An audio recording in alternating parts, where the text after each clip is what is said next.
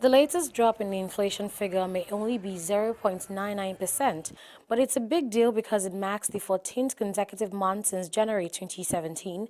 The figure has been slowing down in Nigeria.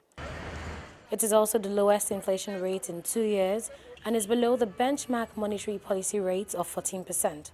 So naturally, investors will be looking to see if the central bank will bring down that benchmark interest rate, which they had long been pushing for. For me, not just that the trend is positive, the magnitude that we're witnessing is also quite impressive. So we expect a lot of liquidity that will come into the system, and that could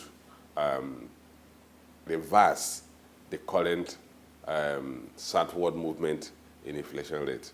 So I think one shouldn't be too optimistic about where we're going to get to, or too bullish that we could achieve a single digit this year, just because of the headwind that we should expect as we approach the election period.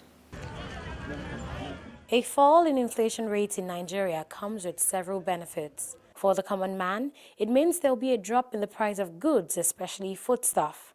And the new figure shows a disinflation in the food sub-index to 16.08% from the 17.59% recorded in February.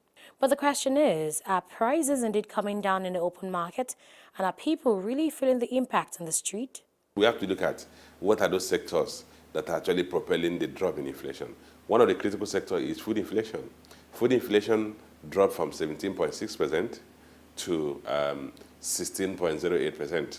That's about 100 basis point decline in food inflation. And food inflation accounts for the greatest share of the basket of items that's that are used to measure inflation. The Nigerian government is targeting an inflation rate of 12.4% by the end of the year. At first, it seemed a tall order, but going by the rate at which the inflation figure has been coming down, it just may be achievable. As the government begins to implement the budget, as we move closer to the election period, it might be difficult for inflation to continue to go down. So I think excluding the impact of the food inflation, and of course the food inflation does not go down all through the year, because you're going to have the planting season, and when you get the planting season, the decline we saw in food inflation will stall.